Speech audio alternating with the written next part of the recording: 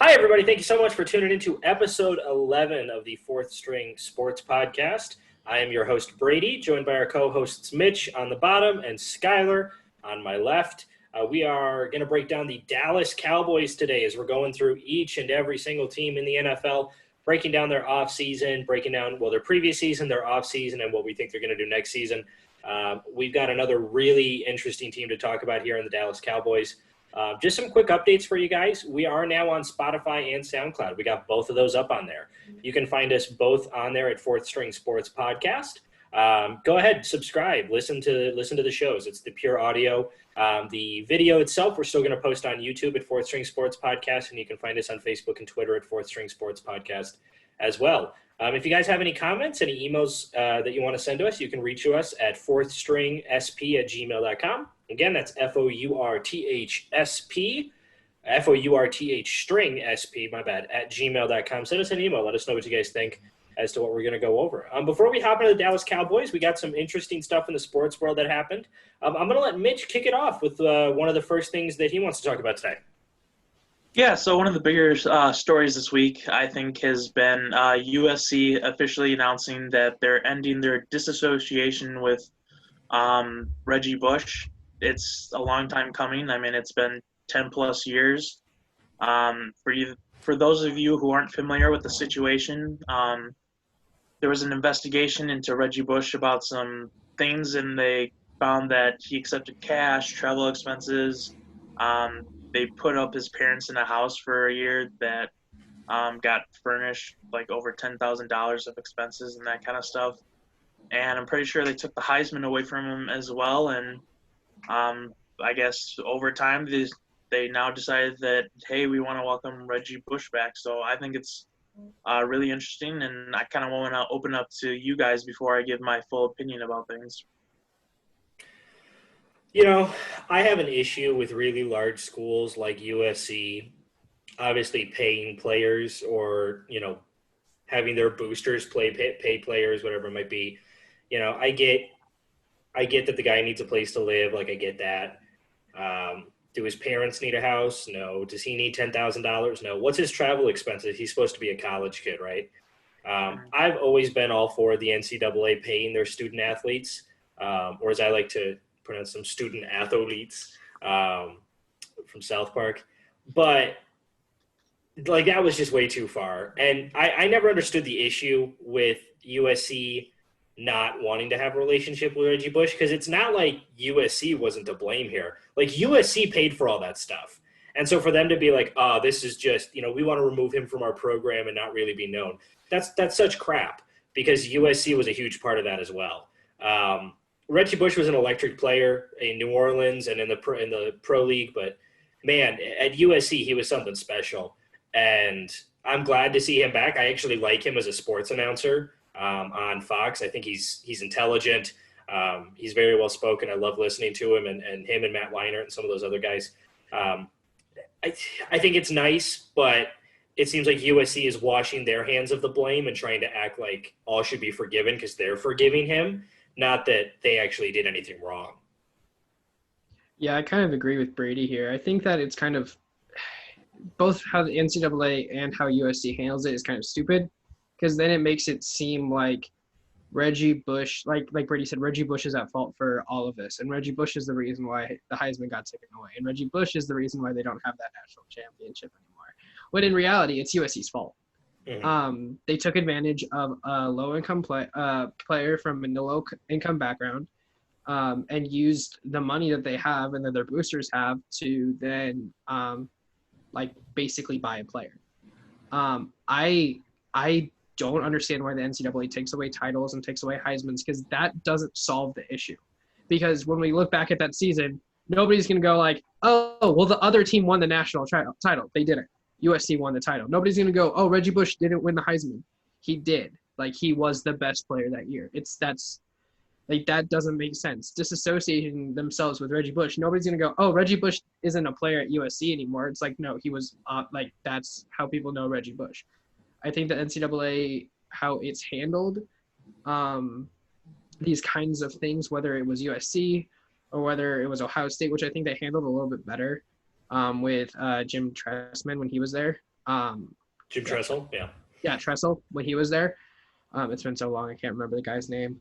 But I think that they need to start looking at it's like, okay, we're gonna take scholarships away from you.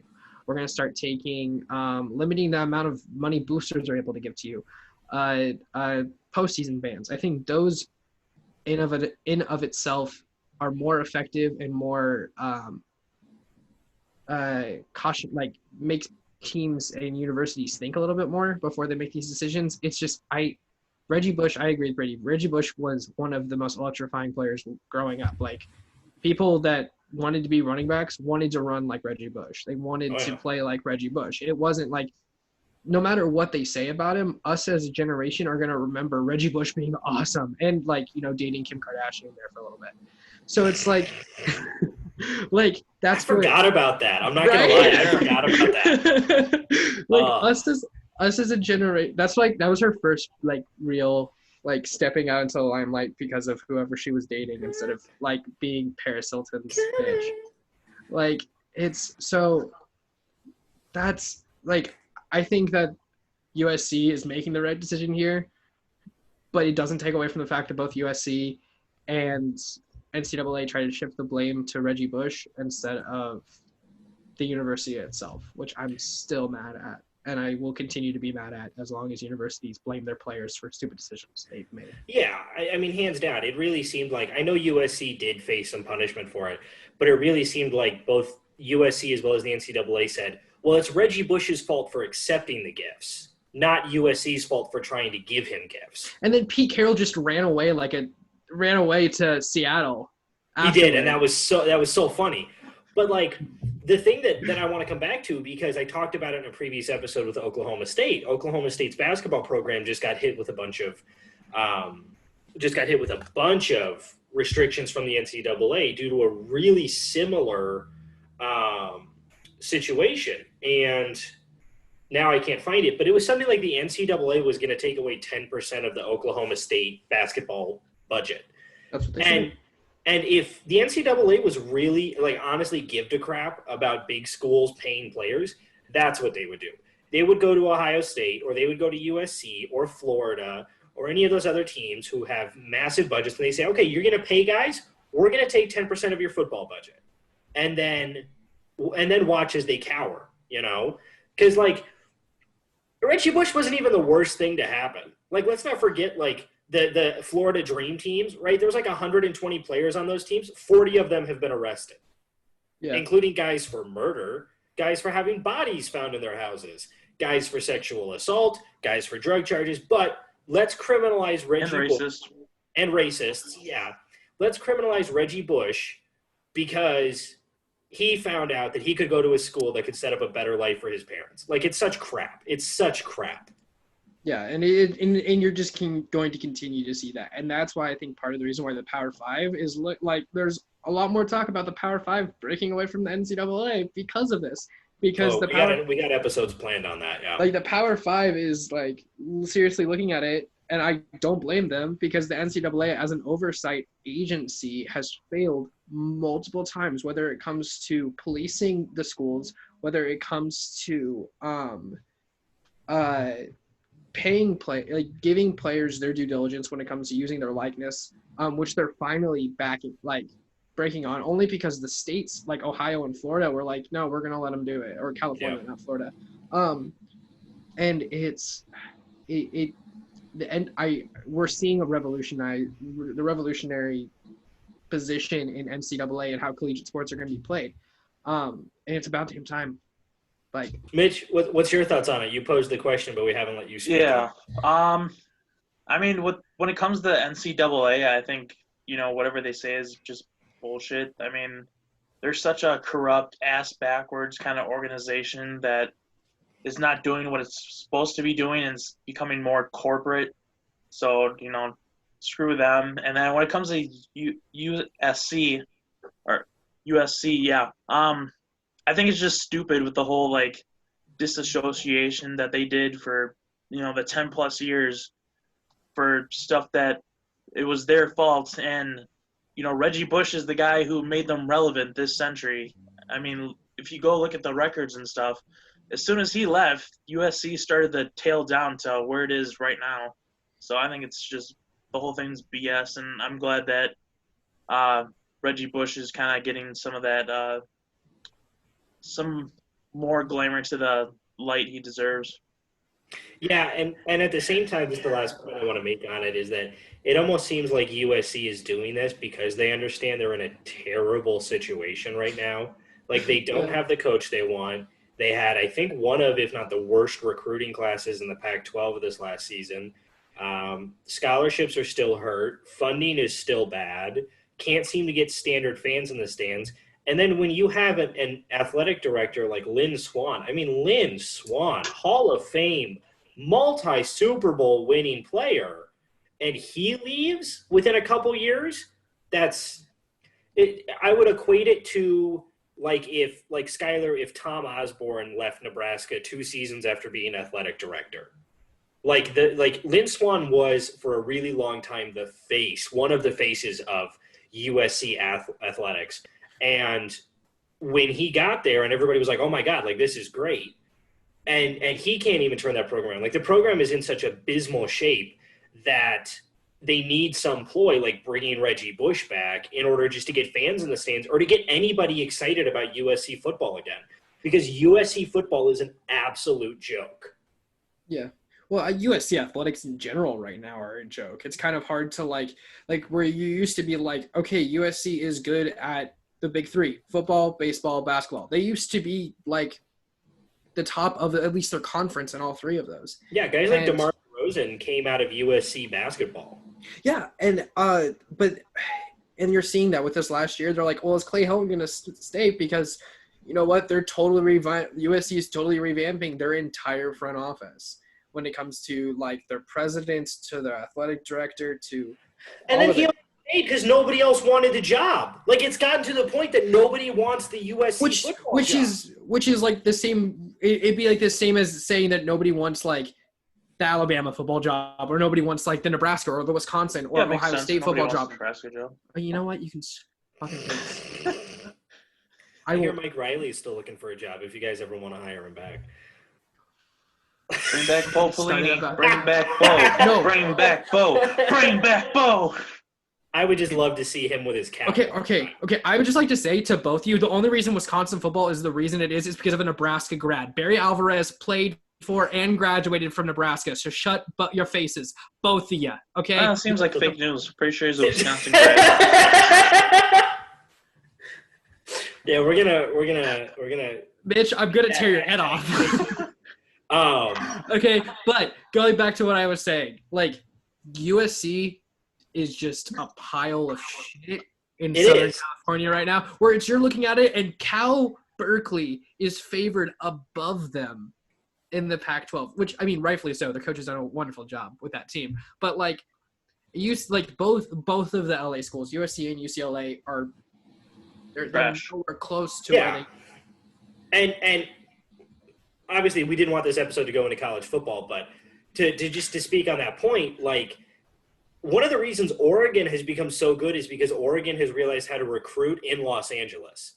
And the fact that USC and UCLA can't recruit in their own backyards is ridiculous. Like Southern California used to be the pinnacle of sports recruiting. And it still is in terms of it's still up there in terms of just players itself. But like the fact that USC and UCLA can't even get their own guys into that area is ridiculous. But we can't keep hammering home on college football. Once we get some more news as to college football, we have episodes planned for that. Trust me, it's all in the works. Skylar, you wanted to talk about soccer and baseball just a little bit. What do you got on that? Well, with soccer, unless at the MLB, like we were talking about in the MLB episode, they pull something out of their butt and are able to go before July 4th, which we all agreed we don't see happening at all. The MLS looks like it's going to be the first professional sport back. July 8th, I believe, they are having they're having all 26 teams go in, and they're doing an MLS's back tournament. Which soccer has a ton of tournaments just in general because they really like that style of play, I guess. But as of July 8th, it looks like the United States will officially be having sports back on the schedule. I'm at least surprised it's Major League Soccer because as of like a week ago, like they were threatening a lockout. So they got it turned around really quickly. I know I'm usually like I'm one of the only people that's kind of interested in that kind of stuff.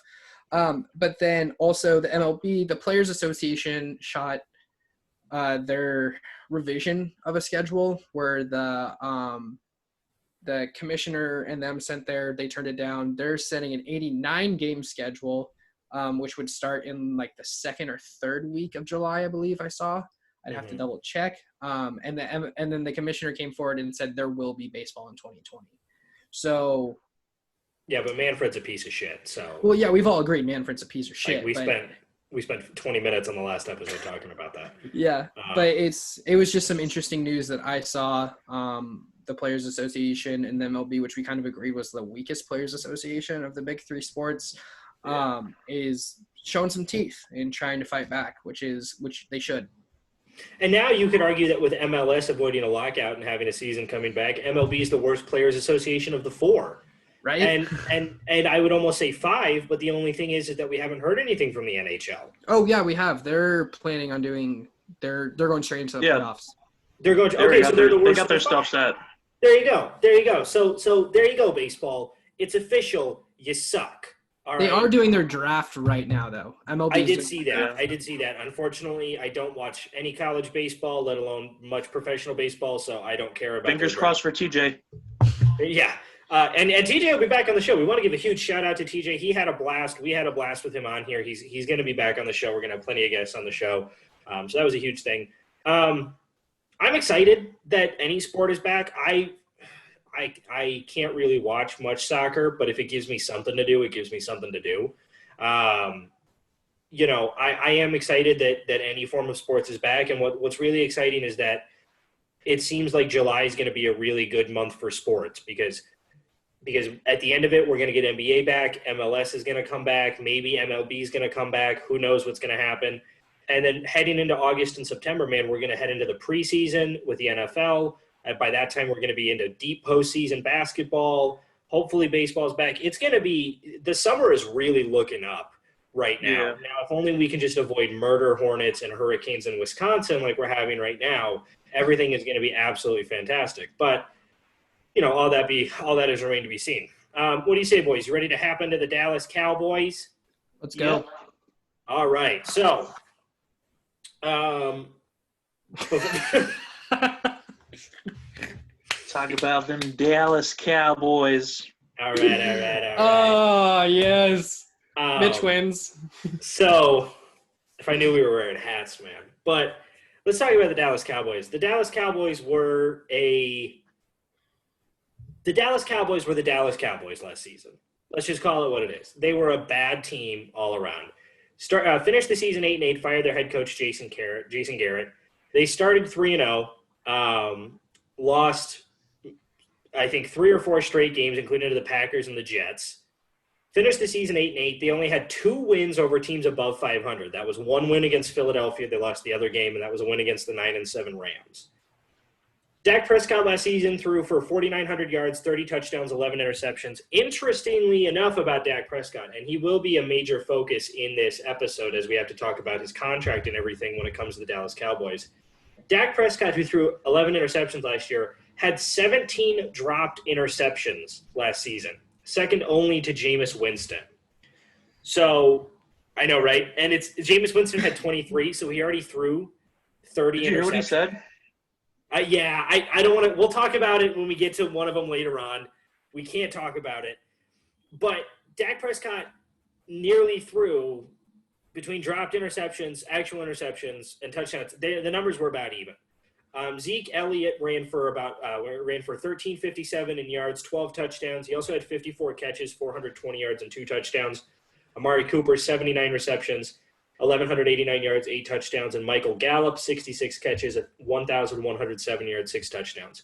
As we've been going through the list here, where do you guys rank the Dallas Cowboys before we break down, like heading into the season, in a rebuild, like in or in need of a rebuild, in or in need of a reload, solid 500 tier, playoff caliber, or Super Bowl caliber team?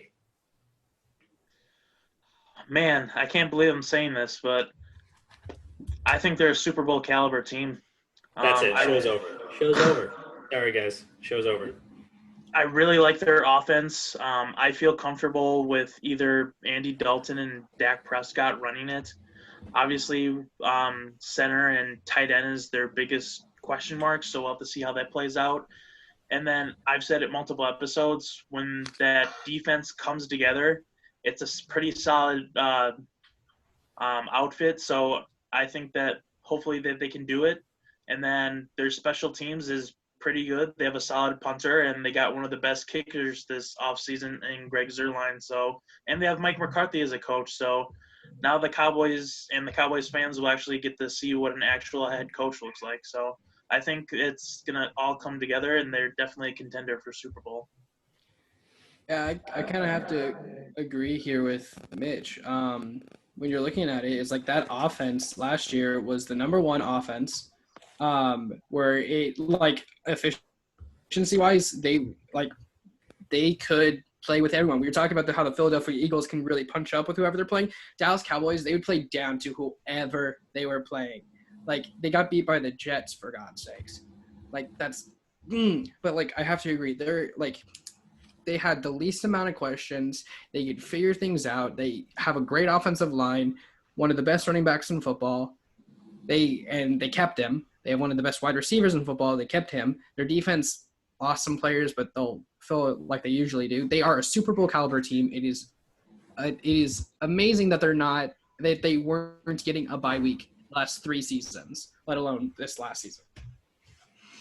I have them as a solid 500 team. And the reason is, it's not due to any hatred to the Cowboys. The reason is actually in large part to a lot of points that Skylar made. There's no reason this team shouldn't have been in the playoffs the last couple of seasons, but they weren't. There's no reason that a team who had the number one efficient offense was 8-8 last season, but they were. There's no reason that Dak Prescott is holding out for $45 million a year, but he is. There's no reason Ezekiel Elliott needed to hold out last year, but he did. There's no reason for them to have brought back Jason Witten, but they did. Or sign Randall Cobb and then let him go, but they did. Dallas has no idea what they're doing. Dallas lost their best defensive lineman in Robert Quinn, who had 11.5 sacks. We talked about in the Bears episode. Didn't replace him. Did not realistically replace him. Both their star middle linebackers and Jalen Smith and Leighton Vander Esch had massive injury problems. Their star tackle, Tyrone Smith, had bad injury problems last year. They lost the best center in the NFL. They have an issue at the right guard position. At the left guard position. We have questions in the secondary. The secondary is non-existent. They lost their best corner. They lost a starting safety. They replaced him with a backups corner from the Raiders, and then they draft a corner in the second round from Alabama. And we'll get into their draft. But Dallas's offense is all there if they can put it together. But time and time again with what we've seen with the Dallas Cowboys, that the second that they get popped in the mouth, they fall apart. And when it comes to this season, you look at their schedule, they're going to get popped in the mouth. And I don't trust Mike McCarthy in firsthand experience. I don't trust him to be able to put that team together to be a Super Bowl contender this season. So I can't put them at higher than 8-8 team. Now, when we get to their schedule, that might be a little bit of a different story. But I can't put this team as a solid Super Bowl contender, let alone a playoff contender, because of what we've seen. Even when they went 13-3, the second they got popped in the mouth by Green Bay in the playoffs, they fell apart. They made a comeback, but when push came down to shove, they made silly, stupid mistakes that are so reminiscent of not only Cowboys teams, but as Mitch and I have experienced, Mike McCarthy-led teams now as well. And we talk about, okay, well, Mike McCarthy's finally going to have a good halfback in Ezekiel Elliott. Yeah, you're right. He is. But is he going to be able to utilize him? Is he going to know what to do with him? Because Mike McCarthy's never had a good running back. Eddie Lacy was good, but he wasn't great. All right? And he's going to get an upgrade at the halfback position, but he's going to get a massive downgrade at the quarterback position. Tight end is a huge question. That offensive line has 3 great starters, but if one of them goes down, that offensive line falls apart. And we saw it against Philadelphia last season when they put up 9 points in a must-win game. I can't put any faith in the Dallas Cowboys. I just can't. And I think part of it has, like, I hate to agree with Stephen A. Smith, but it has everything to do with the fact, I mean, he's a smart dude. Like, it has everything to do with the fact that Jerry Jones he's not a typical owner. It's very obvious that Jerry Jones wants to coach the team, how he acts and how he just, the hold he has over that team and over player personnel and drafting and almost schemes too. He wants to coach the team, but he doesn't want to say, I want to coach the team. It's like, as long as Jerry Jones is the owner of the Dallas Cowboys, unless he relinquishes some control over the team, Dallas is always going to have these problems. Yep. Like, they're not going to go back to the 90s where they're winning 3 Super Bowls. Like, they're not America's team. I can't say they are. They act a lot like Americans. I'll give them that. But they're not America's team because they are consistently inconsistent. Yeah. That is the one thing I can say about them. It's like, you look at them some games and you're like, holy crap, this is like, there's nobody that can beat these guys. And then you look at them other weeks and you're like, everyone, like, they should be 0-16. Everybody could beat them. Now, like, this is going to be, I think, infuriating to you, Skylar, but like last week, Mitch said that, the Cleveland Browns are the Nebraska Cornhuskers of the NFL.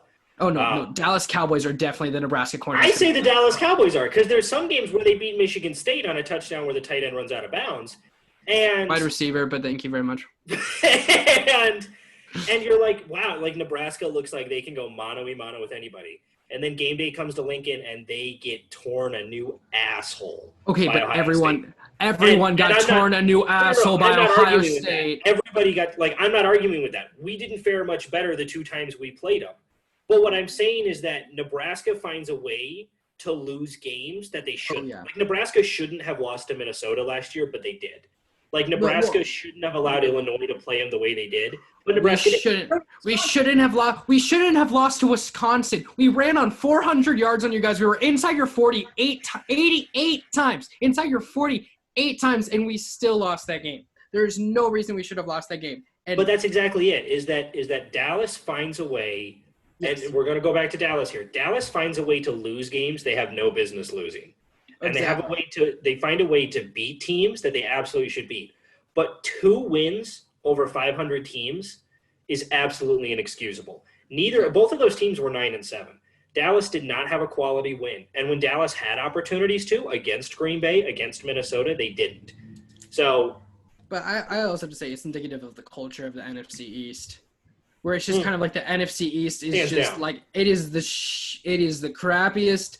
But it's the most fun division to watch. It's the crappiest division. The winner of that division is always 8-8. Mitch, what do you think? We've been talking a lot. Well, I definitely don't think they're the crappiest division. That title goes to the AFC East. I agree with him. I kind of agree with him. But, all right. Did he leave? Oh. So, yeah, I definitely think that the NFC East is not the worst. It's definitely the AFC East. And that's not a burn to the Patriots. I'm just talking about the other teams that are in that division. That's why it's the worst, but the Patriots are the outlier. Anyways, but yeah, I totally agree with you. As Stephen A. Smith says it on every occasion when they talk about the Cowboys on First Take, what will go wrong or what can go wrong will go wrong with the Cowboys. And we've seen it time and time again. And I know that I'm pretty high on their potential, but yeah, I have to agree with you, Brady. I definitely could see this team, coming in hopes that, like, I've just spouted out and them disappointing yet again. So, yeah. Yeah, and I mean, we'll get into it when we get into the season itself and the schedule breakdown. We've talked about the Cowboys a few times. Obviously, we've covered 3 AFC North teams, so we've talked about Cowboys in that sense. So we've talked about them a few times. But let's go into their free agent losses. To highlight it, we already talked about a few of them. Robert Quinn went to Chicago. Team's leading sack totaler, 11.5 sacks in 2019. Byron Jones went to Miami, the corner. He had 46 tackles, 1 forced fumble, 6 passes defensed.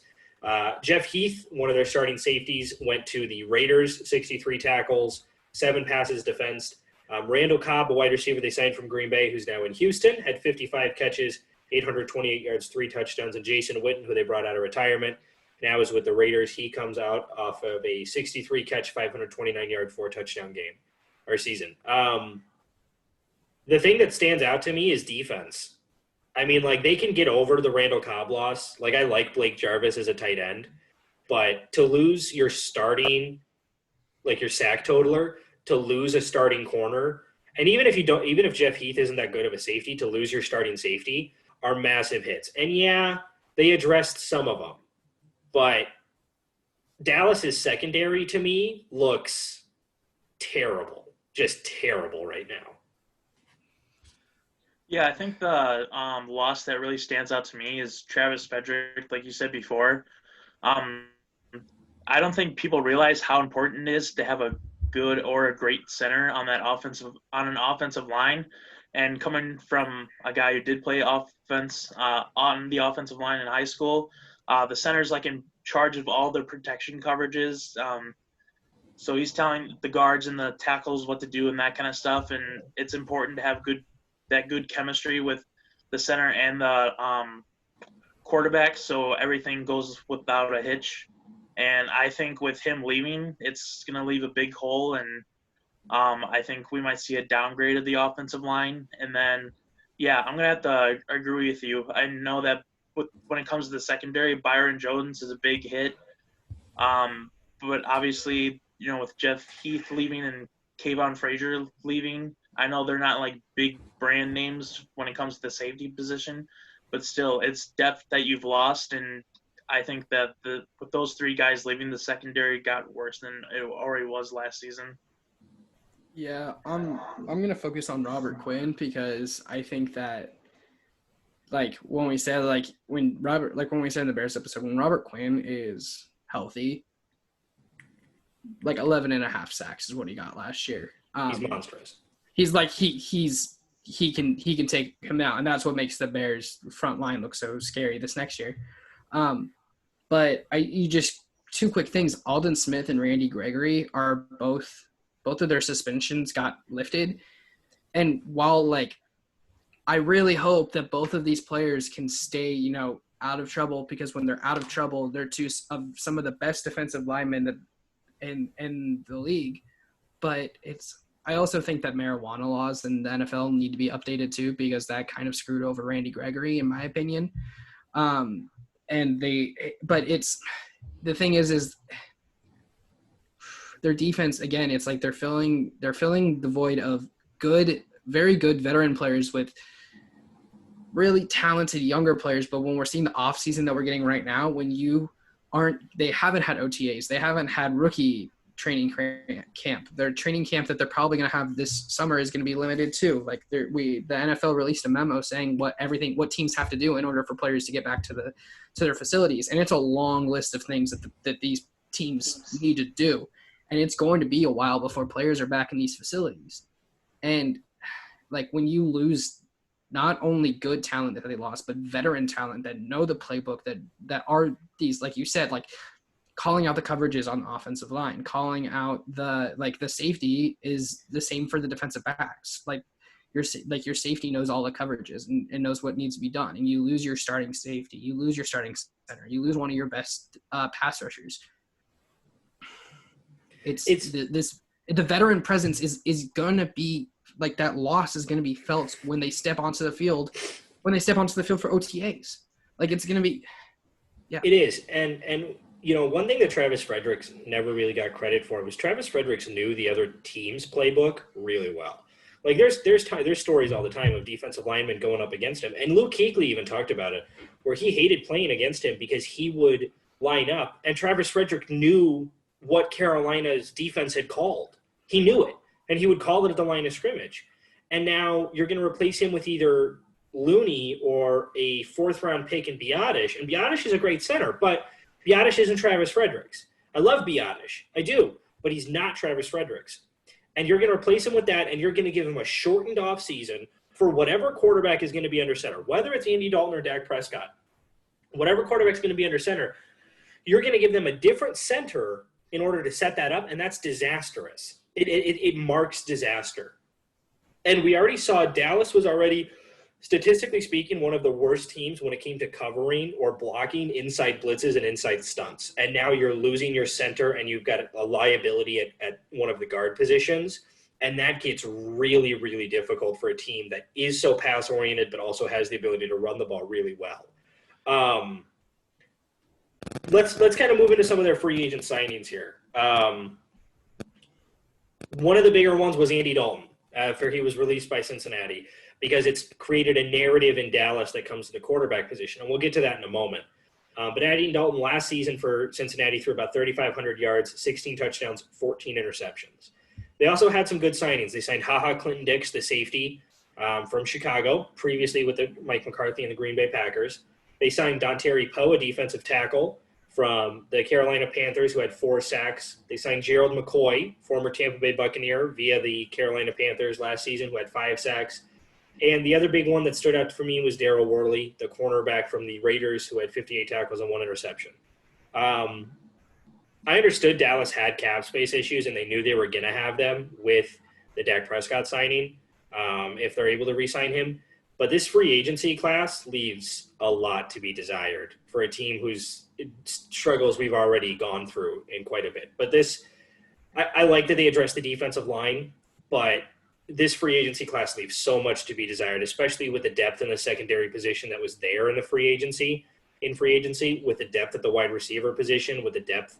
Like we talked about it being a bad year for tight ends, but Dallas, for me, was a team that I was surprised wasn't up for the Hayden Hurst trade and wasn't up for the Austin Hooper signing. And there's just a lot to be desired so far with this offseason with the Dallas Cowboys. Well, yeah, I agree with you for the most part. It was definitely jarring to see them not pick up a tight end, but I guess they're really banking on Blake Jarwin to handle that position. And then I think the free agent class as a whole isn't that nice, but there's definitely some nice picks in there. I said it before, Greg Zuerlein, he's one of the better kickers in the league, and they've had a hole there since they let Dan Bailey go. Mm-hmm. I think is a solid guy, and I know he's not the best, but I think he'll be an upgrade over what Jeff Heath kind of gave you. And then the one pick that I just hated the most was Aldon Smith. It's so stupid. The guy has so many offenses in the NFL. He hasn't played in 5 years. What are you really expecting from him? So I really don't get that at all. And to go into an environment like Dallas that already has – where it just breeds that kind of stuff. Exactly. It's not beneficial to him or the team. And I want to see him and Randy Gregory do really well. I do. But had they gone to New England or Seattle or Green Bay, where guys who have trouble in the NFL usually do pretty well, that's a totally different story. But Dallas is not the right environment for 2 guys like that. And what I'll also say is that coming into this season, before the even off-season started, they had 4 big questions. What are you going to do with Ezekiel Elliott? What are you going to do with Dak Prescott? What are you going to do with Amari Cooper? And what are you going to do with Byron Jones? Those were their four big free agents going into this last offseason. They only addressed one of those during the season. They only addressed one of those during the season, and that was Ezekiel Elliott. And the only reason Jerry Jones addressed it is because Ezekiel Elliott held out. That's the only reason they addressed it. If you look at those 4 players, they are arguably, like, we can talk about having a good center, we can talk about having a good safety, but those 4 players were arguably their 4 best players, and the cornerstones of their offense and their defense. Like, and what I'll say is, going into the season, it looks like they're going to keep 3 of them, which is better than I thought they were going to have going in. I honestly thought they were going to lose Amari Cooper because they were going to pick their young quarterback and their young running back, but somehow they've gotten at least 2 of the 4. But it's when you're already going into the season with 4 players wanting big contracts, and then you go into the offseason and those 4 players – and you only have one of those addressed, which you're already signing him to more money.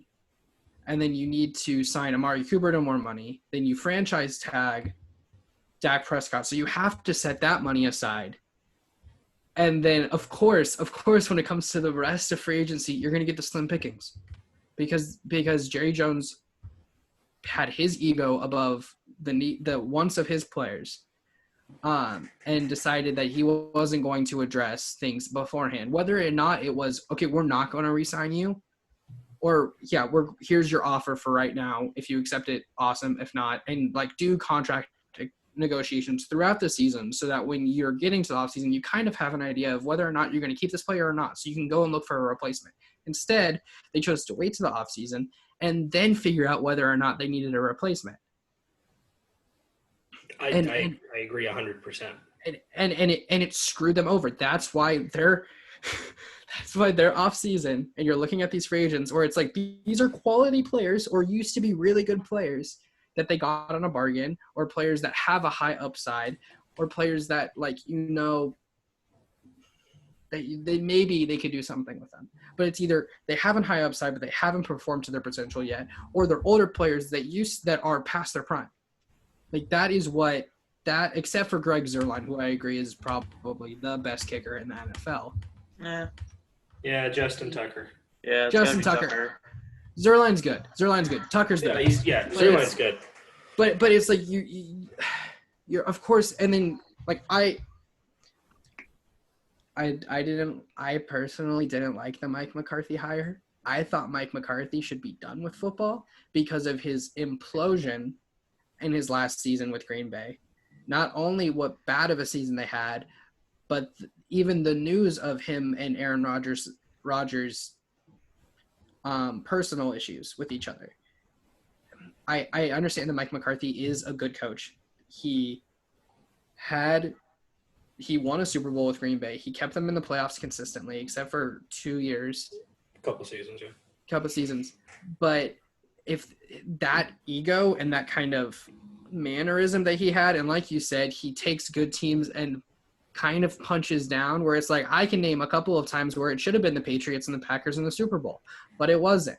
And we can too, honestly. Yeah, and so it makes me upset for him to come back, because it was like, yeah, is he better than Jason Garrett? Well, yeah, anybody, you could pick somebody off the corner and he'd be better than Jason Garrett as a head coach. As a head coach? Yes, Mitch.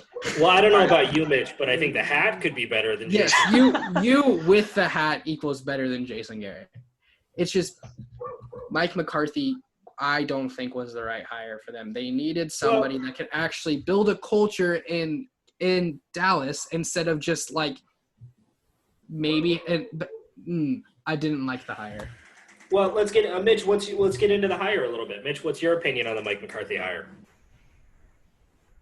I mean, I definitely agree that, we saw Mike McCarthy implode and the playbook became stale and predictable, and, it caused our offense to be bad and stuff. But there is some aspects I do like to the hire. I think that the Dallas Cowboys head coach needed to be a veteran like Mike McCarthy to put up with a guy like Jerry Jones.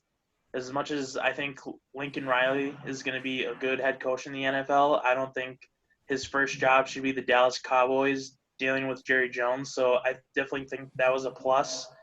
And if I take Mike McCarthy at his word, and he really did tinker with that playbook and kind of, did a system update on it, I think it could help the Cowboys offense, because I think it'll be better than anything that Jason Garrett put out for the how many years that he was there. But yeah, to me overall, I think it's a mixed bag.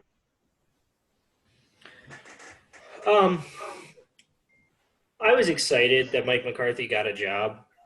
I think Dallas was maybe the worst job for him, and I think a large portion of that was due to Jerry Jones. You got to remember, Mike McCarthy is coming from a team that didn't have like an owner the way that the Cowboys do. That didn't have an owner, let alone an owner on the level of Jerry Jones. And now he's going to have to contend with that. And the Green Bay playbook got so stale that it relied on Aaron Rodgers' ability to be one of the greatest quarterbacks of all time in order to just win simple games. And as a Packer fan, what we watched was that as the years dragged on after the Super Bowl, it got a lot harder for us to win games. Like teams we should have been blowing out, we weren't. Teams that we would have been blowing out a season before, we weren't. Teams that we should have been stacking really well against, we were getting creamed by, and there was no reason for it. And Mike McCarthy also showed an unfortunate lack of player development in Green Bay. He showed an unfortunate lack of trying to make moves to truly help the team. And a large part of that was due to Mark Murphy and Ted Thompson and some of the other guys, and that's fine. And we've seen more recently Jerry Jones wanting to help the team in any way that he can.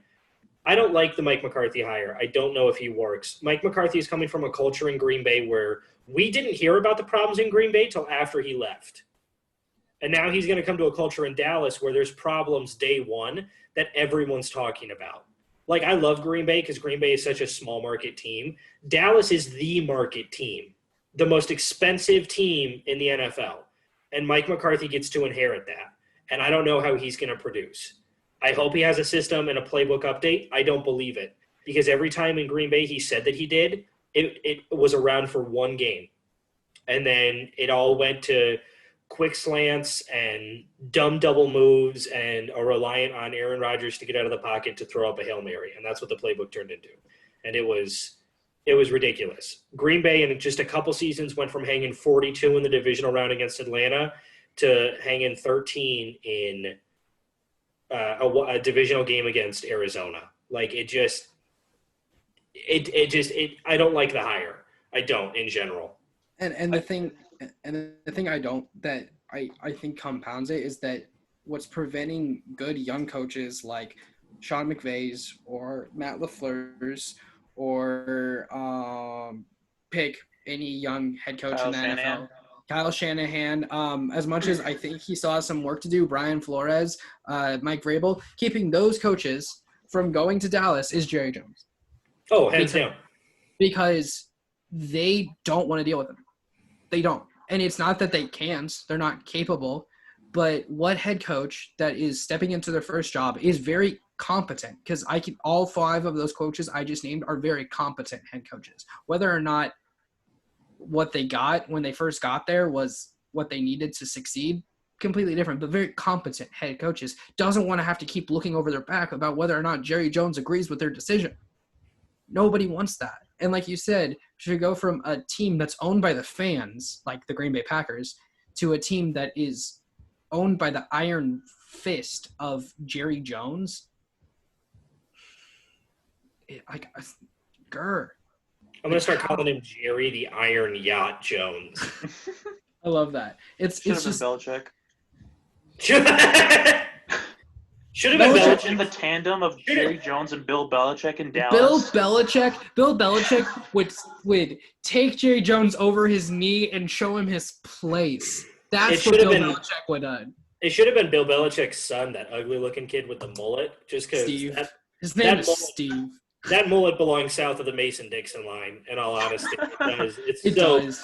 It's so gross to look at. But apparently he was our defensive coordinator the entire year and nobody knew. Wow. Does anybody really know what's going on in New England? But no. let's move on. Only Bill Belichick. Yeah, right. Only the dog who did all the drafting for them really knows what's happening in Bill. That's why he drafted the racist.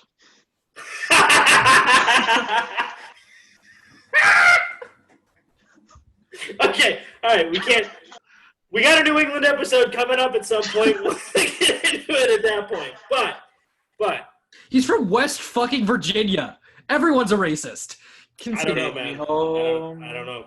The hat works, Mitch. There's licensing issues, you guys. We can't sing it. It's only like 30 seconds. We did it. So let's move on to their draft. Now, first round, draft pick number 17. The Dallas Cowboys go with CeeDee Lamb, wide receiver out of Oklahoma. Last year, 62 catches, 1,327 yards, and 9 touchdowns.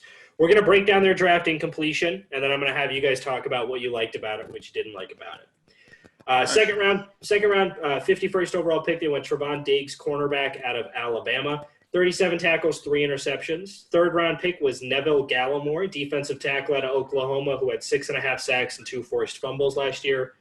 Fourth-round pick, Reggie Robinson II, a cornerback out of Tulsa, who had 38 tackles, 3 interceptions, and 2 fumble recoveries.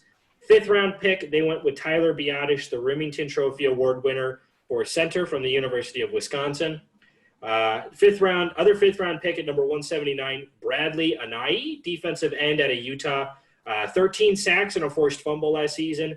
And in the seventh round, they drafted a quarterback, a man by the name of Ben DiNucci out of James Madison University, who threw for 3,400 yards, 29 touchdowns, 6 interceptions. What kind of stands out? How do you guys grade and rate their draft there? I love this draft class. This is going to be my first A draft class. I love it from top to bottom. CeeDee Lamb was arguably the best wide receiver on the board before the draft even began, and somehow he fell into Dallas's laps, and now you get to see a trio of Amari Cooper, CeeDee Lamb, and Michael Gallup. Sign me up for that if I'm a Cowboys fan. And then you get Trayvon Diggs, the younger brother of Stephon. I thought he was a pretty good corner at Alabama, and I think he gives them solid depth at the least. Neville Gallimore, I'm excited to see what he can do on that defensive line. Even though they did sign those 2 bigger names at defensive tackle, they're kind of older and on shorter deals, so they're not the long-term plan. So hopefully he can compete for some starting snaps. Reggie Robinson, another good pick for that secondary to upgrade that depth. Tyler Biotish, obviously the kid from the Badgers, so I think he can be a solid guy in the middle. Obviously, we talked about it a little bit, that he's not going to be Travis Frederick level, and I think, the protection calling and all that kind of stuff is going to suffer a little bit, but I think he is a solid starter. Bradley Anae, I think he is one of the bigger steals of the draft. I'm really surprised he lasted to the 5th round. I think they got an absolute steal, and I rather rely on Bradley Anae as my other pass rusher from Tank Lawrence than Aldon Smith or Randy Gregory. And then Ben DiNucci, book it right here. He's going to be the starting quarterback going into this season for the Dallas Cowboys. I'll agree for the most part with what Mitch said. CeeDee Lamb, I agree, was probably the best wide receiver. I know people were really high on the 2, on Jerry Jeudy and who's the other one? Henry Ruggs? Henry Ruggs. Yeah, Ruggs. Going to the Raiders. CeeDee Lamb I thought was the best wide receiver. Just what he could do after the catch just made him so much more dangerous than anybody else. Trayvon Diggs, again, I think he again helps fill that gap that Byron Jones left. They needed help on the defensive line. Evan Gilmore, learning with Gerald McCoy and like learning under him that, all rookies would want that. Reggie Robinson, I agree kind of, like, I think he was a good defensive back. I think that he got hurt by playing with Tulsa all season. Like, if he played at a bigger name school, he probably would have gone higher. Tyler Biotish, it's Wisconsin offensive linemen. They're going to be good. They're always good. As a Nebraska fan, they're always good. You can't beat them. It's just, you can't. Bradley and I loved the Utah defense the entire year, and they picked their best rusher, like pass rusher, from that team, which is saying something. And I agree he shouldn't have hit there. I don't agree with their 7th round pick. I think that Ben DiNucci could have been available as an unrestricted, like an undrafted free agent, and they could have picked him up after that. I think they should have picked up Lamar Jackson from Nebraska because he was still available in the 7th round. I'm still pissed he didn't get drafted because he was in a cornerback heavy draft. He was a 4th round talent, and he was still available. And he ended up going to the Jets, which, as a Nebraska fan and a New England fan, makes me very, very upset. But he was a typical what you need as a defensive back. And they, like we said, their defensive back, their secondary, it got hurt so much. I think that it didn't have to be Lamar Jackson, but they could have picked up another defensive back in the 7th round. There's plenty of them available. But all in all, I give them a B. I think they did pretty well. I give them a C+. There's a few picks on here that I absolutely love. and there's a few picks that I feel like were absolute reaches. Dallas had 7 picks. I put 3 of them as steals, and I put 4 of them as complete misses. CeeDee Lamb, absolute steal. He was the best player available at 17. He complements the team really well. Do I think that he's what Dallas needed? Absolutely not. But in terms of raw talent and ability to produce, love it. The issue with CeeDee Lamb that I think is going to happen is that they're going to let Michael Gallup walk to keep CeeDee Lamb. And as of right now, I think that's a mistake. But I like the pick. Trayvon Diggs, hate it. Hate the pick. Trayvon Diggs, and you can watch it on film, was a product of an Alabama defense that was dominant. He wasn't one of their starting corners, not consistently. His statistics don't line up with the play that he had. He got burned several times against big-name teams, against lesser wide receivers. I don't like the pick. I like that they drafted a corner. I don't like that they drafted him. Neville Gallimore, hate it. Hate that pick. Absolutely hate it. And here's why. Neville Gallimore in this last season had 29 total tackles, 6.5 sacks. Last season, he had 34 tackles. Last season, he had 29 tackles, 4 sacks. The season before that, he had 50 tackles and 3 sacks. With Neville Gallimore and watching Oklahoma football, the statistics may not always show it, but he had a severe drop from junior year to senior year. Had he played his senior year the way he did play his junior year, Neville Gallimore would have been a first-round pick. But he had a severe drop, and it showed. And I think Dallas reached in the 3rd round. And who would I have rather seen them pick in the 3rd round? Mitch is going to hate it. I would have rather seen Dallas – actually, not even in the 3rd round because he wouldn't have been available. I would have rather seen Dallas in the 2nd round draft Matt Hennessy out of Temple. And the reason is that Matt Hennessy, and you watch the game tape, Matt Hennessy was a better center than Tyler Biadasz was. And I love it. And I love Tyler Biadasz, and I love Wisconsin. And I try my hardest to talk up the Badgers as much as I can. Don't need to. But Matt Hennessy was a better center than Tyler Biadasz was. I like that Dallas drafted a center, and I think Tyler Biadasz has the opportunity to be a fantastic football player. But I like Matt Hennessy better. I like Matt Hennessy as his ability to move into the guard positions. I think he had a better combine. I think he had a better pro day. I would have liked to see Dallas draft Matt Hennessy. To go with their other 4th round pick, Reggie Robinson, love it. Love that pick. This kid was a baller at Tulsa. I loved it.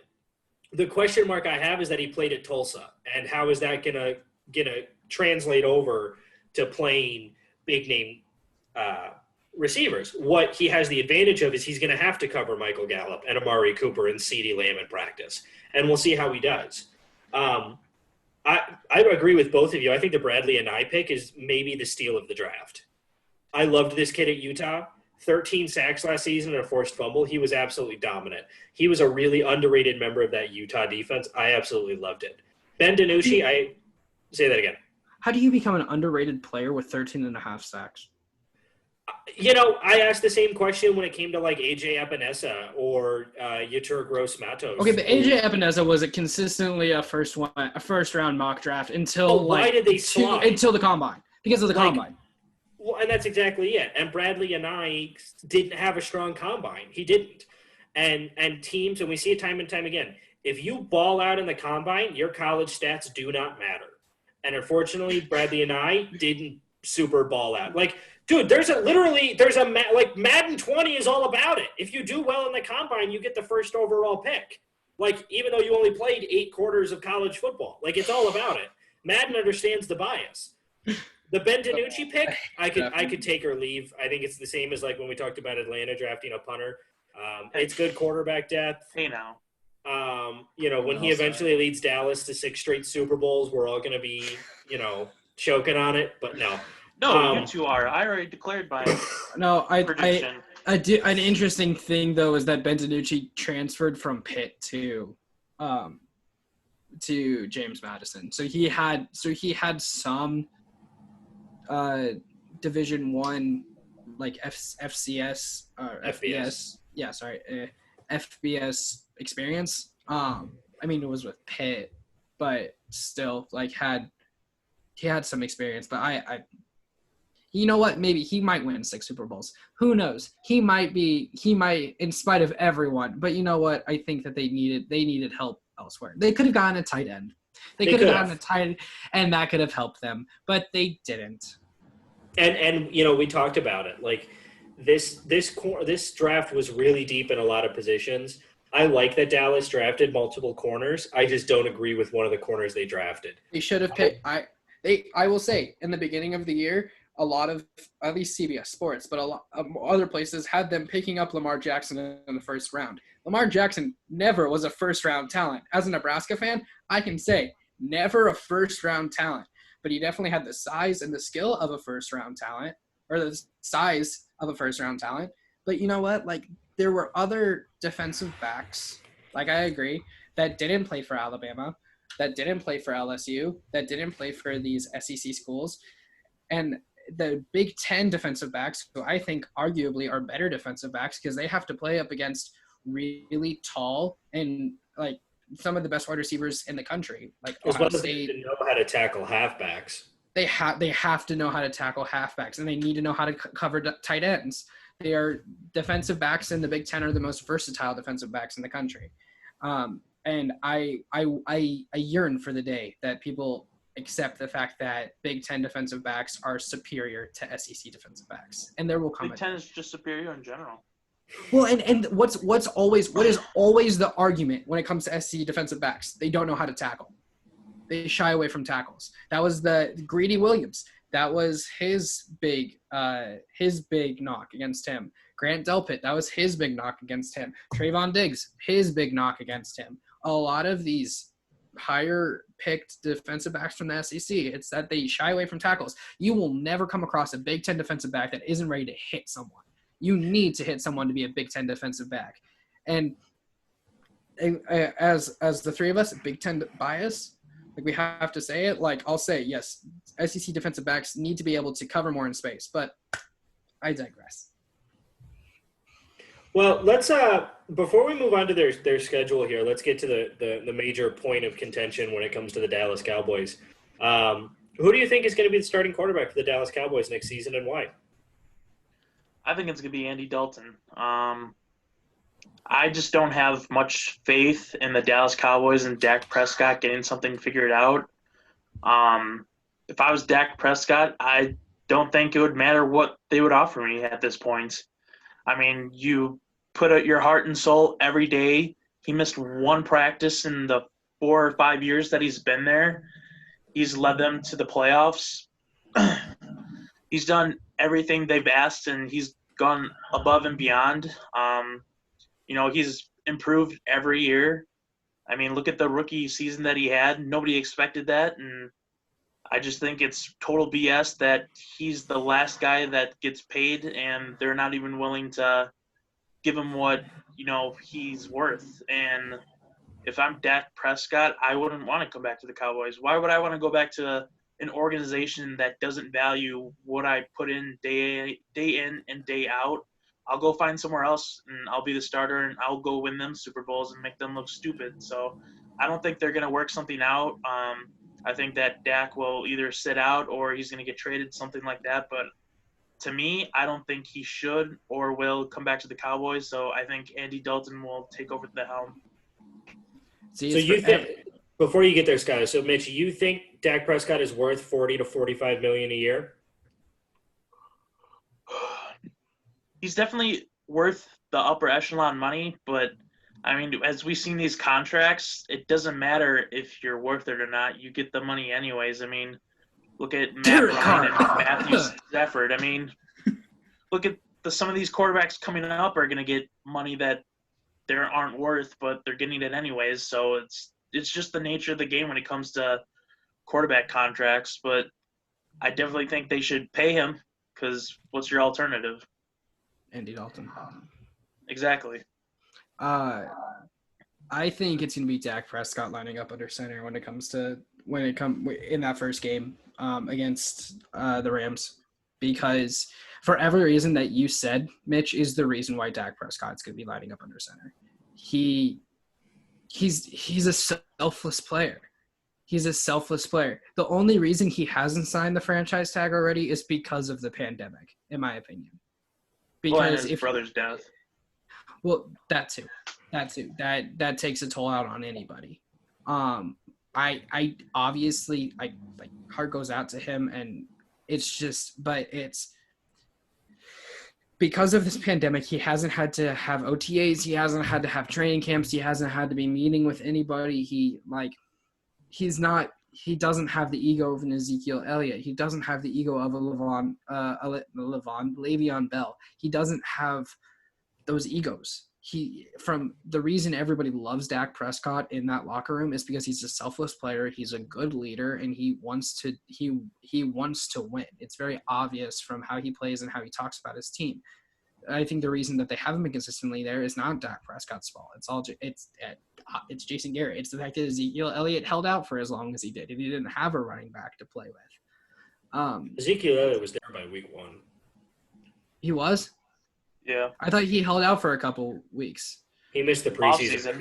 He missed the preseason, but he was in there by week 1. Because I thought I drafted him in my fantasy draft, and he just didn't play for a couple weeks, and I was just upset.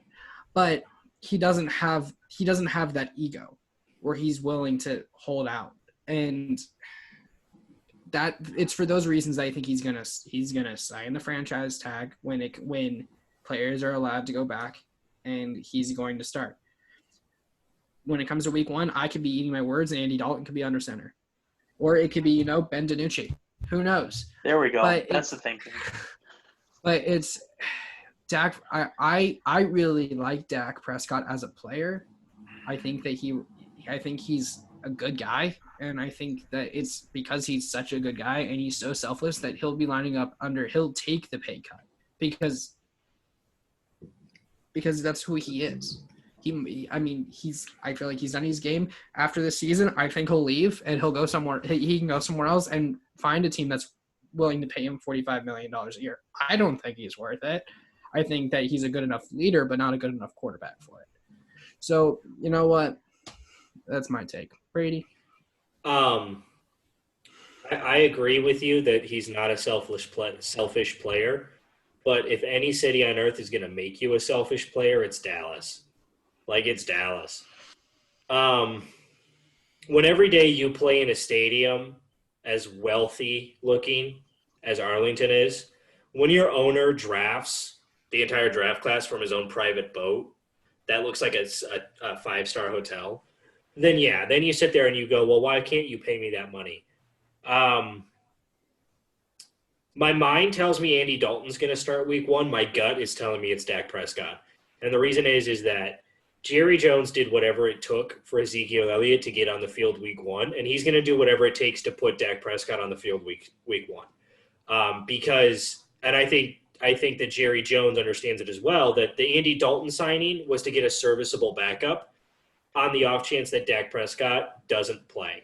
I hate Dak Prescott as a quarterback. And to Mitch's point, I would rather take Matthew Stafford over Dak Prescott any day of the week.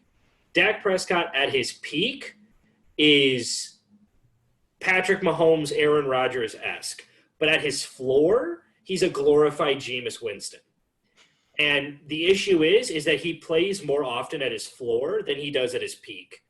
Dak Prescott has not figured out how to come in clutch situations. Dak Prescott has not figured out, even with a great offensive line, how to string together consistent success.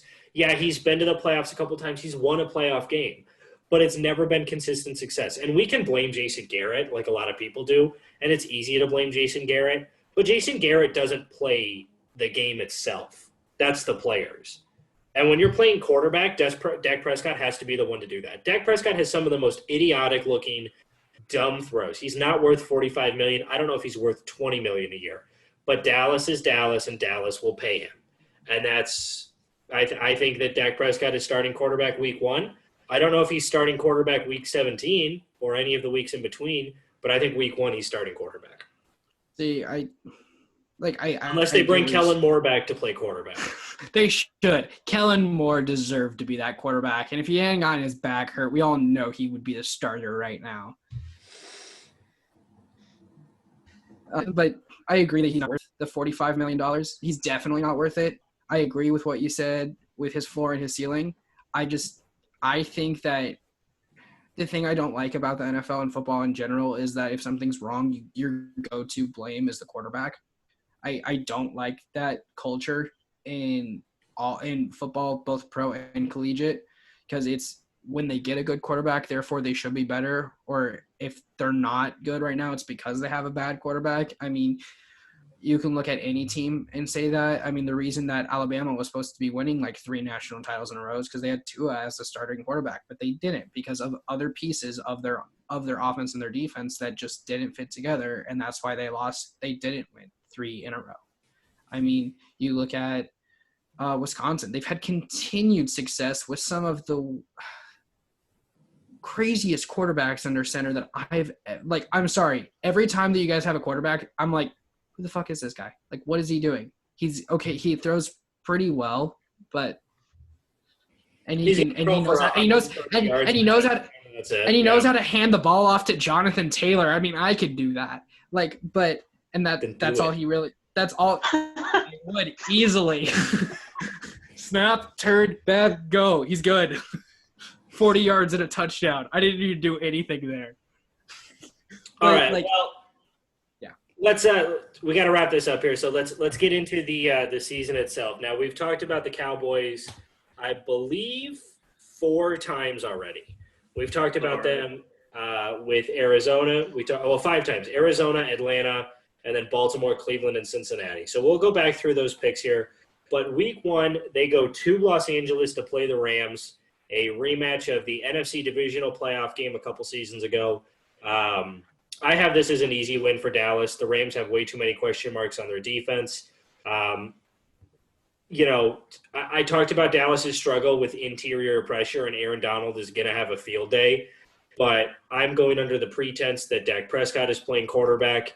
With Dak Prescott at quarterback, I think Dallas is going to do enough. I don't think it's going to be a pretty game, but I think Dallas wins week 1.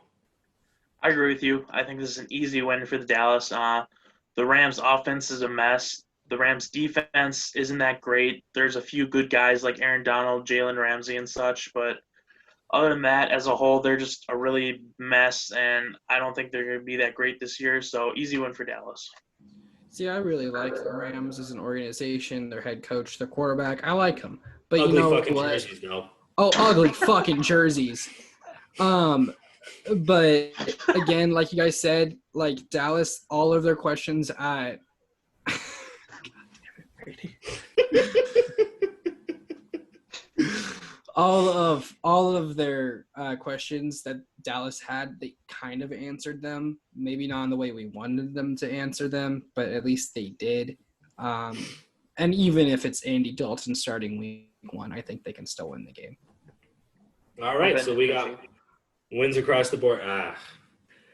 Week 2, we already talked about it a little bit in regards to the Atlanta episode. Bless you. Thank you. I don't want to sneeze on the shape. I already had them at beating Atlanta. Atlanta has way too many question marks on the defensive side. Dallas, the second Ezekiel Elliott gets to the second level there, he's going to be gone. Atlanta's secondary is pitiful, and now that you're going to have to throw CeeDee Lamb in the middle of that mix, I think Dallas has a field day and gets a win against Atlanta. Yep, totally agree with you 100%. Atlanta's defense isn't going to be able to stop the Dallas offense at all. I think this is going to be a huge fantasy day for whoever has any Dallas offensive player, and it's going to be a bloodbath. There's a reason Atlanta has only first rounders starting on their offense. It's because all of those first rounders are bad. They were busts. So you know what? Like, except for Julio Jones and Matt Ryan. I don't think Calvin Ridley's a bust. I don't think I forgot about Calvin Ridley. Sorry. It's easy to do that. Yeah, sorry, Calvin Ridley. When you have Julio Jones as your other, like, I'm sorry. But Dallas, like, I don't like Atlanta, and I think Dallas is just going to destroy them. All right, well, we all agree on that one too. Week 3, they go to Seattle to play the Seahawks. I'm going under the pretense there's not going to be any fans in the stands. The Seahawks, once again, did not address their offensive line. The Seahawks once again are looking like they're going to have no pass rush. The secondary is a big question. I have Dallas winning this game. I think this is a game that is going to be a lot closer. It's also a rematch of the wild card playoff game a couple seasons ago where Dallas won. I don't know if with this team, Russell Wilson can do enough to beat the Cowboys. I think the Dallas defense is going to do just enough to hold on for a win. And I think Dak Prescott, or even if it's Andy Dalton playing a quarterback, is going to be protected just enough because Seattle does not have a pass rush, and Dallas wins. I'm going to disagree with you. I think the Dallas Cowboys are going to lose for every reason you just said.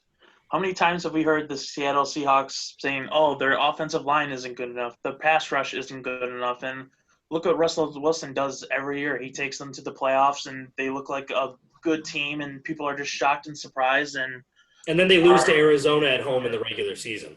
Hey, this is my point. So I don't think that the Cowboys' corners are going to be able to match up with the receivers that Seattle has in Tyler Lockett and DK Metcalf. And then I think that Chris Carson's an underrated back. He's been hurt a lot, but if he's healthy, I think he can have his way with that front seven. And I think the Seattle defense, I think they're going to give up some yards and points, obviously. It's not the Legion of Boom anymore. But I think they're going to do just enough to eke out a win against the Cowboys. Yeah, I'm actually going to agree with Mitch on this one. I know we don't really agree a lot, but I mean, it's like my two little troublemakers. Like how the Dallas Cowboys always play down to their opponent. Seattle always plays up to their opponent. Like we saw it with how they were playing against San Francisco this last year, where it's like, and to Mitch's point, it's like every year we're like, their offensive line is trash. Oh, they haven't done anything on their defensive line. Their defense is no longer the Legion of Boom. It doesn't matter. They find a way to have one of the better defenses in the league. They find a way to give Russell Wilson just enough that he's able to succeed. DK Metcalf, in my opinion, was the steal of last year. There's no reason DK Metcalf should have landed to Seattle, but he did. And it's just Seattle is they are consistently finding ways to surprise me. And so Seattle wins this game. I mean, I agree with your guys' points. I understand them. Seattle has a fantastic way of turning it on like mid or late season, but year in and year out, Seattle finds a way to struggle early. And my biggest deciding factor in this is that I'm going under the understanding that there's not going to be any fans in the stands in Seattle. Seattle with fans in the stands, yeah, you'll be there with that cowboy hat. Fans in the stands, crowd noise. Yeah. Seattle is one of the most difficult, if not the most difficult place to play in the NFL. No fans in the stands, it's a totally different ballgame.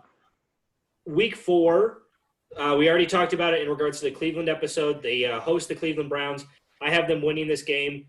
Browns have way too many questions, especially at the linebacker position. This is going to be the game where if Dallas can have tight end production, this is where it's going to show up.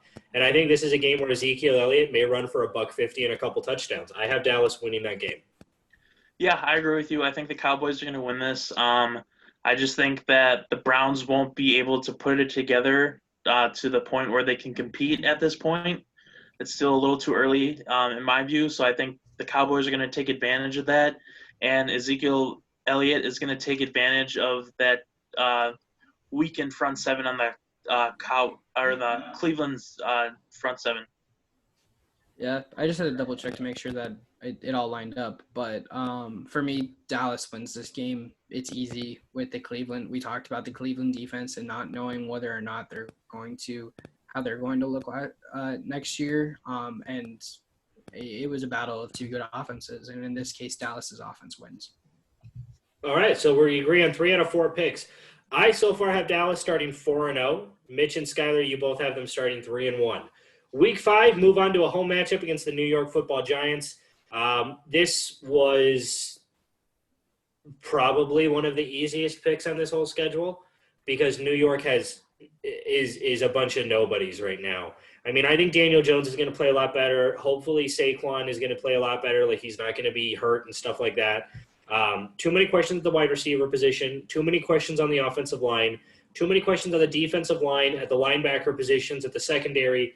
the Giants lose this game, Dallas absolutely pummels them. Giants are trash. Dallas Cowboys are a way better team, so they're going to trample all over them. The only team Dallas knows how to consistently beat is the Giants. So, Dallas. All right. Week 6 matchup we talked about in our very first episode on the Arizona Cardinals. Go back and listen to that. I have them beating Arizona. I like the steps Arizona is taking, but again, Arizona has questions on the front seven. That's where Dallas's bread and butter is. I think play action is going to be huge in this game.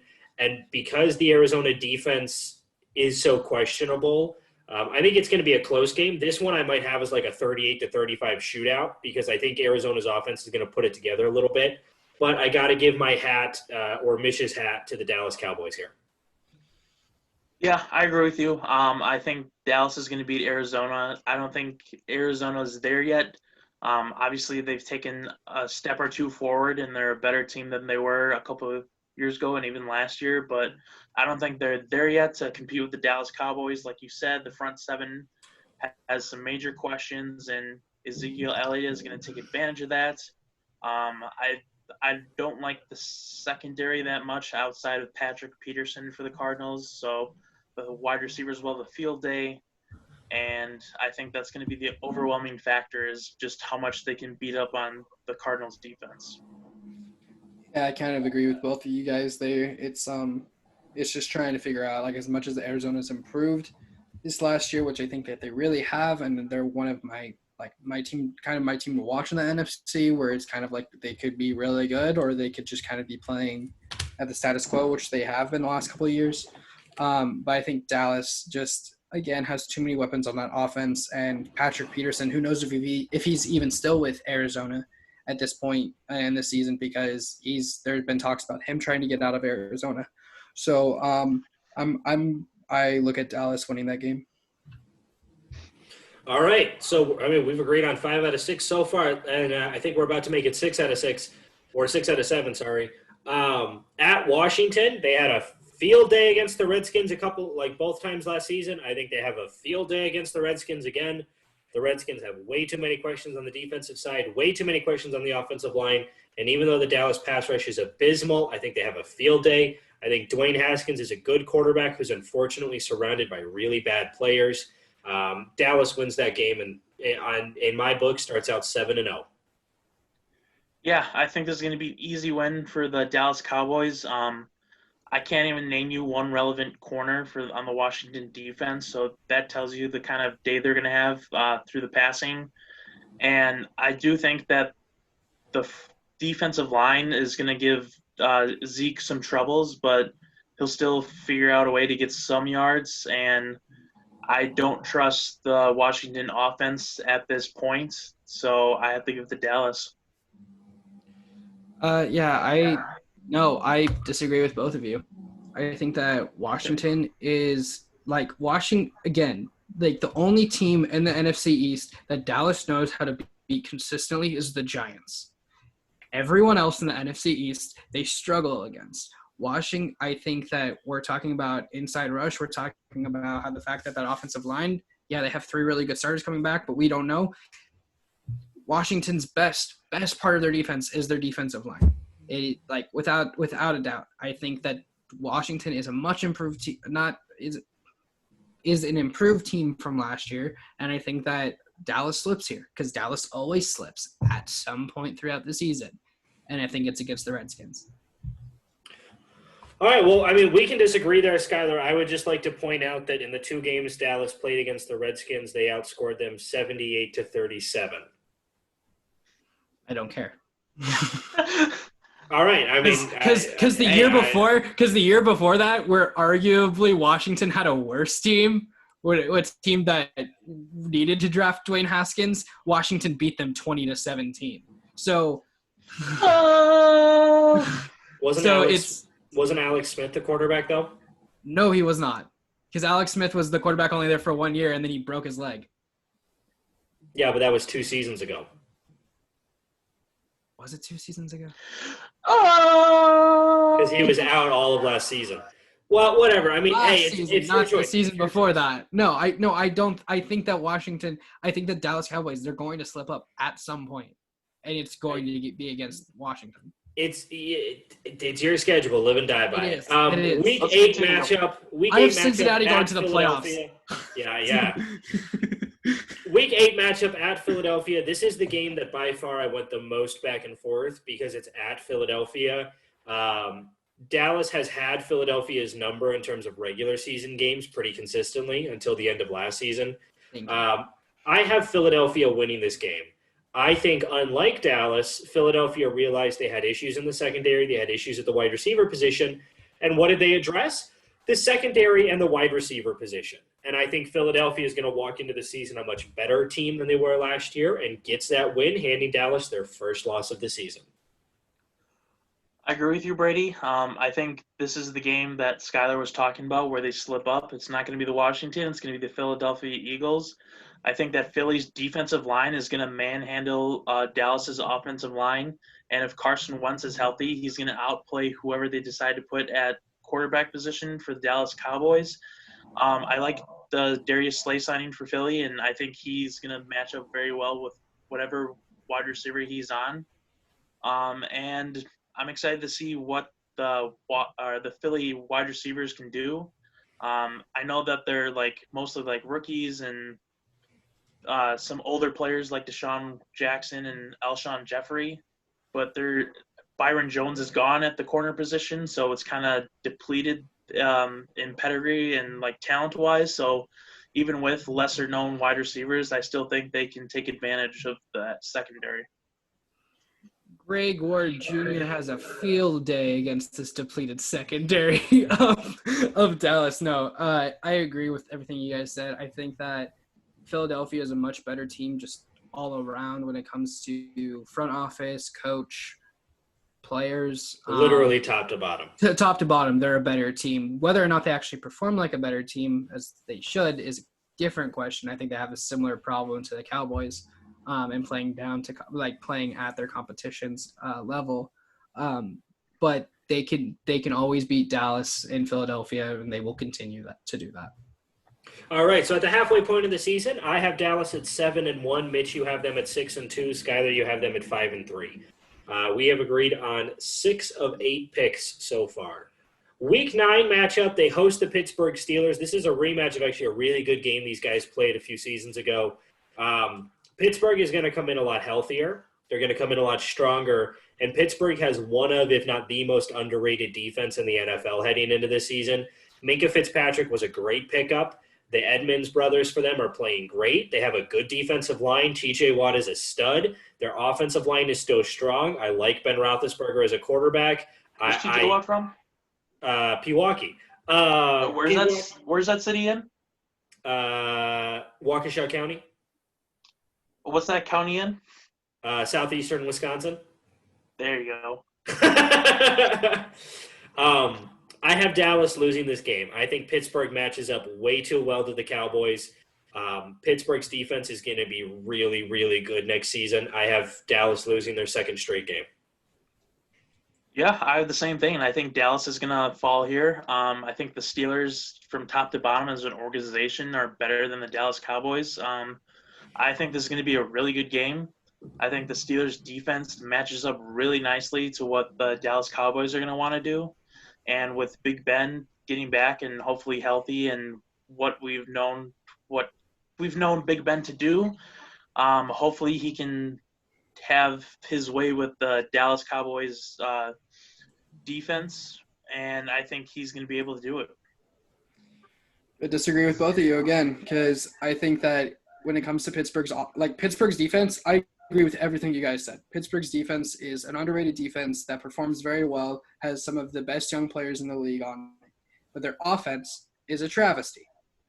I don't care if it's Ben Roethlisberger or Mason Rudolph under center. They have Juju Smith-Schuster. Thank you. You're welcome. To throw to, and James Conner, who doesn't play consistently. Ben Roethlisberger, who is known for taking a hit and getting back, just suffered a horrible injury, and I don't think that he's going to be able to do what Ben Roethlisberger has been able to do the last couple of seasons. This is not the same Pittsburgh offense that we're used to watching. Okay, You're and we're right. talking. I think Yeah, it's better.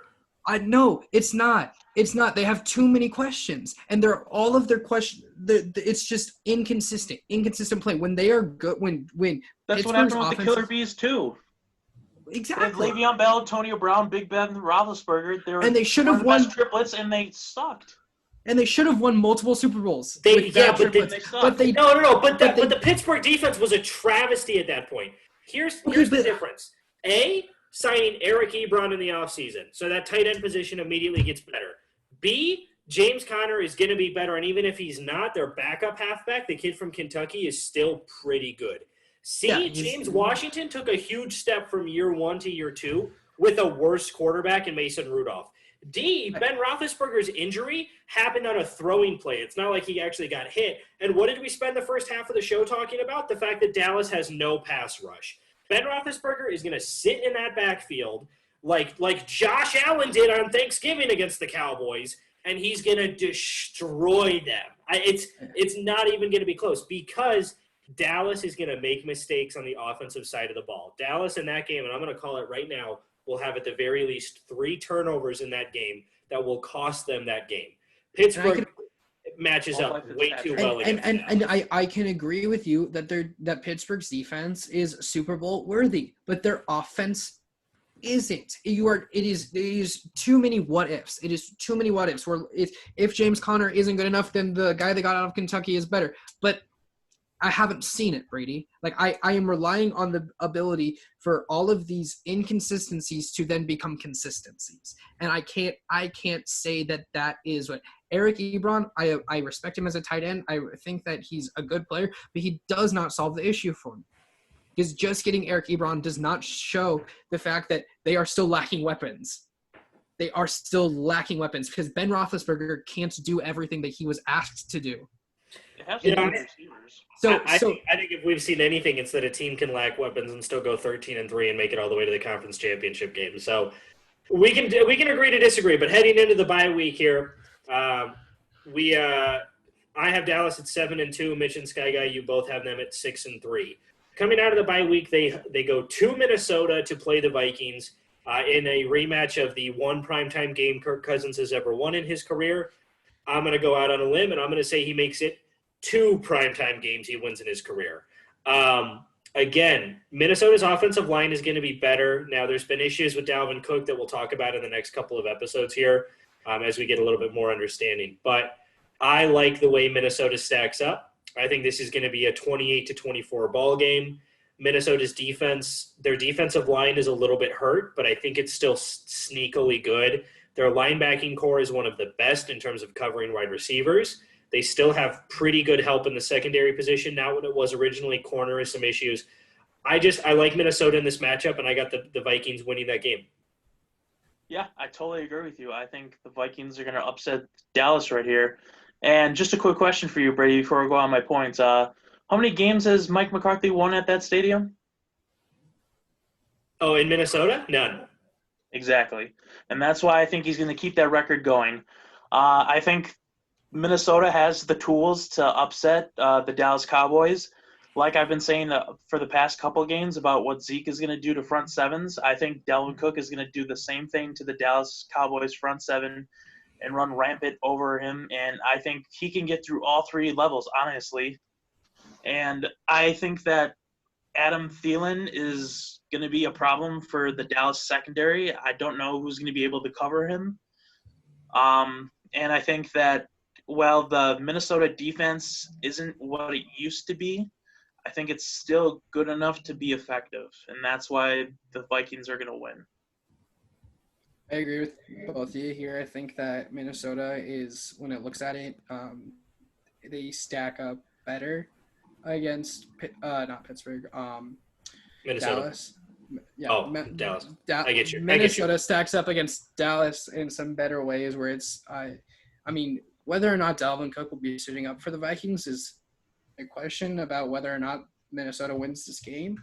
But I think that Minnesota did a better job of answering some of the questions that they had going into this into the offseason than Dallas did. And I think that, like you said, their offensive line is better than it was last year. And I think Kirk Cousins finally getting that, one prime time win that he needed under his belt with some ref help in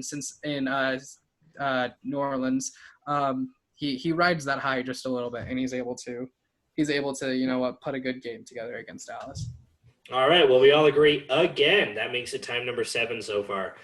Week 12 matchup hosting the Washington Redskins. Same reason I have them beating Washington in Week 7. I have them beating Washington in Week 12. At this point, I would argue Washington might be a worse team due to injuries. It's just that offensive line is too much of a liability. And while I think the Washington defensive line is studly, I think everywhere else is a huge question mark. So I have Dallas sweeping the series against the Redskins. I have the same thing. I think Dallas is going to blow them out for the same reasons I said earlier. It's going to be a clean sweep. I agree that Washington loses this game. I still don't think that they lose the earlier game. I also think that the fact that even though Adrian Peterson is a lot older, he still has shown that he can do some good things with the Washington Redskins, but it's not enough this time around. I think he does it better in whatever week that was. Week 7. Week 7, yeah. Yeah, I think he does better in Week 7, but this time Dallas has figured out some things. They don't lose twice to Washington. All right, Week 13 matchup against going to Baltimore to play the Ravens. We've already talked about this in our Ravens matchup. I have the Ravens winning this. The Ravens just stack up. The Ravens winning this. They stack up way too well against Dallas. Similar in Philadelphia. Everything that the Ravens needed to improve in the offseason, they did. And then stuff that you didn't think they needed to improve on, they improved anyway. Baltimore wins that game hands down. Yeah, I agree with you. Like I said in the Baltimore episode, I think the Dallas Cowboys are going to lose to the Baltimore Ravens. I think the Ravens have the advantage at every position and everything that you want to look at, and I think they're going to outmatch the Dallas Cowboys, and that's why they're going to lose. This was actually a game that I had to think about for a little bit, and I don't know why I had to think about it. I don't know why, but I did. I had to sit there and think about it for a little bit because I had to think about whether or not Dak is going to be starting at quarterback. I had to think about whether or not Ezekiel Elliott could be doing well in this. And I had to think about, Baltimore's going to lose a game sometime this season eventually. And what team could they happen to lose to besides the Kansas City Chiefs, who they play earlier in the year?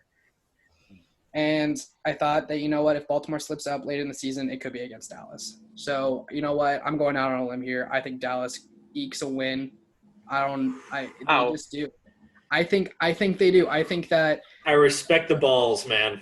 I think that this is the game where CeeDee Lamb comes out and says that he's in the NFL. I think that this is the game where they do well. I think that whoever's under center will be running for their life most of the game, and that's why Ezekiel Elliott runs for 100 and some yards. And that's going to be on 40 carries, but you know what? I think that they'll find a way to win because I think Baltimore's got to slip up somehow this season. And I think later in the season, I think it just happened could be against Dallas. Well, I mean, I would argue that Baltimore won 12 straight games to end the season last year, so I don't know if that pattern is going to – I don't know if that has basis. But I respect your balls, man. So with 4 weeks left in the season, Skylar, you and I both have Dallas sitting at 8-8. Mitch, you have them sitting at 7-5. Moving into the Week 14 matchup, another matchup we already talked about. What's up, Skylar? 8-4, Brady? 8-4. What did I say? 8-8. 8-4. Sorry, 8-4, and then Mitch has them at 7-5.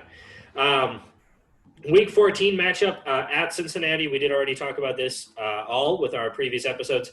I have them beating Cincinnati. I just don't think it's a fair matchup. The Dallas is a better team top to bottom.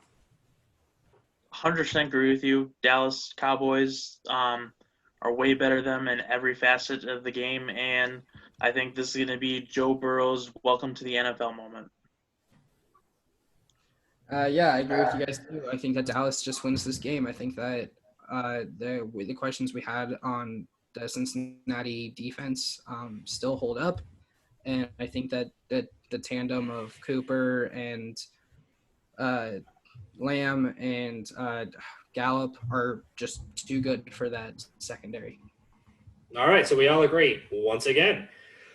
Week 15 matchup, they host the San Francisco 49ers. This, to me, it was difficult at first, but the more that I thought about it, the more that I came to the very simple conclusion that the San Francisco 49ers are a much better football team than the Dallas Cowboys are. I think San Francisco's not even their front seven, their full defense is ridiculous to look at. I think that we already had questions on the Dallas interior offensive line, which means that people like Joey Bosa and Javon Kinlaw are going to live in that backfield. I think it's a very tough day at the office. I think this game is very similar to the Minnesota-San Francisco playoff game, where I think it's going to be a low-scoring game, but San Francisco wins that hands down. Yeah, I agree with you.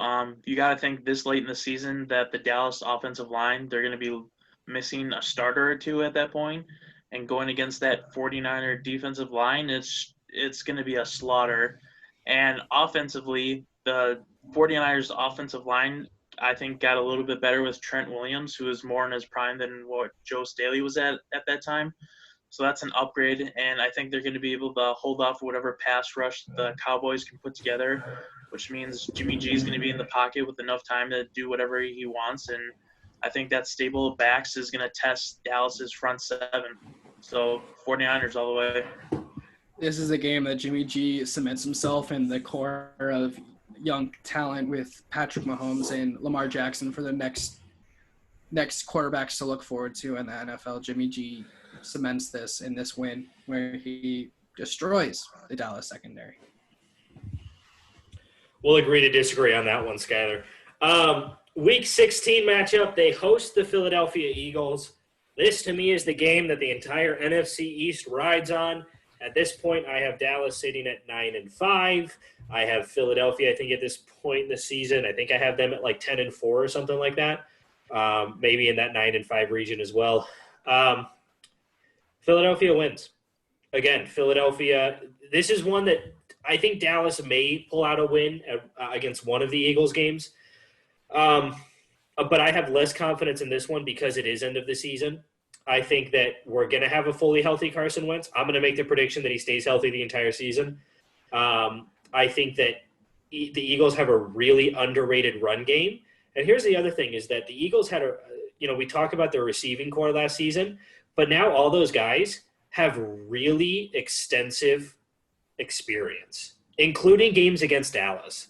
And a healthy Zach Ertz and a healthy Eagles offensive line and Fletcher Cox living in the backfield, Eagles win that game. I disagree with you. Come on! We only disagreed on one game so far. Come on! I'm sorry. It's just the nature of the division. I just don't think that the Dallas Cowboys or the Philadelphia Eagles are going to get a clean sweep against each other. I really think it's going to be a tied series. And I just think with this late in the year, I don't think Carson Wentz will be there.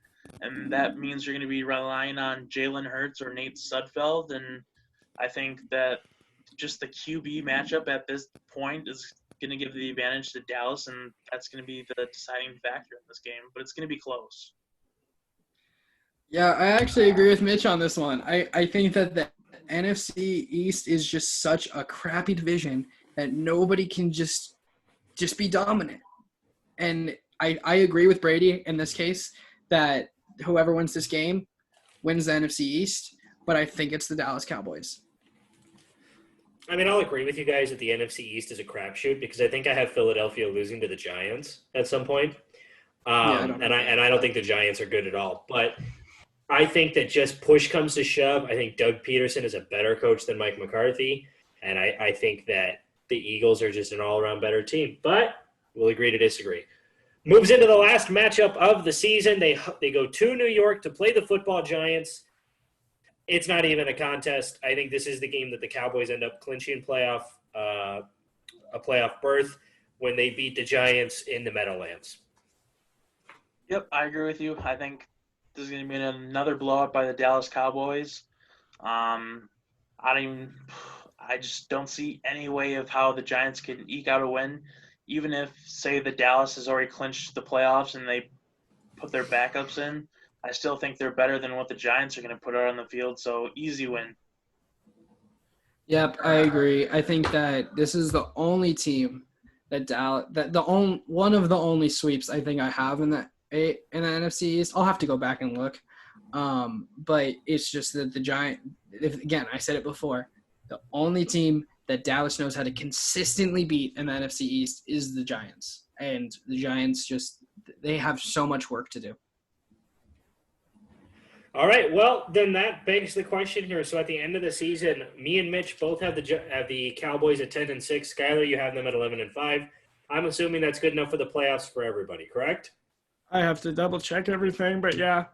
Yeah, that is correct. They are my 4th seed in the NFC. So you have them winning the NFC East, Mitch. Correct. I do too. 3rd seed, 4th seed, do you know? I really just like restructured everything here. Okay.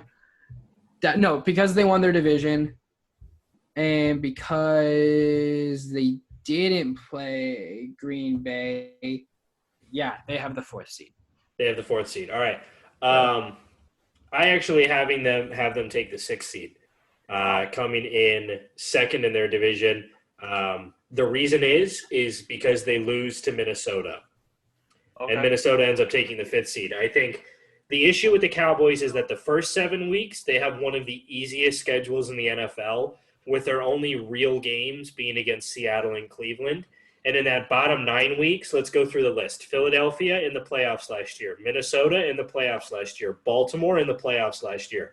San Francisco in the playoffs last year. Philadelphia in the playoffs last year. This is a Cowboys team we talked about, only won 2 games against 500 teams last year. I don't necessarily see that trend. I see that trend continuing. So I have them as the 6th seed in the NFC. Yeah. I had to double check. I have Dallas as the 4th seed. I have Dallas as the 4th seed going in because I just think that when it comes between them and Philadelphia, I still think Philadelphia has some work when it comes to injuries. But if Philadelphia solves that problem, then they win the NFC East, in my opinion. But Dallas has just a little bit more. They have a little bit less work when it comes to that, and you don't have like Greg Ward Jr. playing wide receiver when it comes to like your must-win game against Dallas, even though they still won the game, but like because that's Philadelphia. But I mean, they don't have those problems. They don't have to figure out the answer to that question when it comes to the end of the season. They have to figure out other questions that they shouldn't have to think of. Yeah. But you know what? I think that if Dak is playing, then 11-5, and they got the 4th seed. All right. Well, definitely interesting. I mean, pretty similar on records, but pretty different in terms of where we have them going. I don't have them winning the NFC East. You guys both do. Skylar actually has them at 11-5, which is 3 games over what they were last season. I thank everybody for listening. The next episode we're going to drop is going to be on the Denver Broncos. This is an episode I've been so looking forward to because I am so excited for the Denver Broncos. So please tune in for that one. Go onto our page, both on YouTube as well as Spotify, 4th String Sports, and SoundCloud. Go listen to the previous episodes. We understand that we're going to get to a point in the season where we've talked about some team, like every single game for some teams, but we're going to go back through them anyway. I appreciate everybody listening. Please like, subscribe, send us an email, fourthstringsp@gmail.com, FOURTH string sp@gmail.com. Let us know your comments. Like and comment on the videos on YouTube, and subscribe on Spotify and SoundCloud and stuff like that. Boys, you got any closing thoughts here? Yeah, I just got one. Dez didn't catch it. Dez didn't catch it. No, he did not. According to the rules, he did not. Skylar, any closing thoughts? Well, because of you guys just said that Dez did catch it. Oh, frick. And That's it. We're scrapping this episode. And the only reason I say that is because, like my father, watching the Green Bay Packers lose is just such a cathartic experience sometimes. Kiss my ass. Already did. It wasn't that good. Second thing I have to say what is did I miss? It's okay. Another thing we have to continue to watch is that the NCAA is continuing to let players come back. Like I said, last week, Alabama had 5 people test positive. Arkansas had 7 people test positive. Nebraska had 1 person test positive. They didn't release about whether or not like, I can't wait. I can't wait for the moment where you just eat all of your words, Mitch. But they didn't specify who it was, but it was said that it wasn't a football personnel, it was somebody else. And they had a plan in place to like handle it, but just continue to watch all of those numbers because I think it's very indicative about whether or not we have college football starting when we want it to start. Is how many of these players test positive when they're coming back for voluntary workouts. Keep those eyes on those numbers, guys, because as much as we all want sports back, if it's not safe, then these are, especially with collegiate athletes, these are your young people's livelihoods. And we need to take that into consideration, even though we're fans. And as much as like I want to joke with Mitch and Brady about Nebraska and Wisconsin and all of that, like I don't want these players' lives at stake just so I can watch them play on some Saturday in September. Yeah, we definitely can't forget that. You definitely can't forget that, and that goes for all sports. That's not just college football. It goes. I mean, there's a reason why NBA players are skeptical about coming back. There's a reason why NFL players are skeptical about coming back. I mean, we need to remember that it isn't just these players that are affected, but it's their families that are affected. It's everybody that comes in contact with them.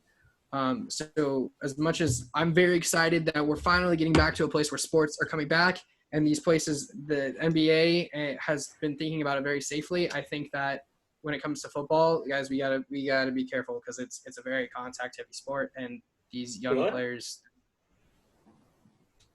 their livelihoods could literally be at stake right now. So just keep those guys in your thoughts. Obviously, if they come back, we want them to come back the right way. But I appreciate everybody for tuning in. We are going to keep track of the NCAA. I think that we may devolve into a situation where it's every conference for themselves. But we've got some episodes planned here going forward. As updates roll in, we'll continue to keep you updated. Basketball is going to be up by the end of the month. Everybody tune in for the next episode. Like I said, we have Denver. After that, we have Detroit. And then after that, we have our Green Bay Packers. So me and Mitch with some homers there. I'm going to talk about them. I appreciate everybody tuning in. Everybody have a fantastic night. Please stay safe and like and subscribe to the video. Send us emails. You know the whole shebang. Good night, everybody.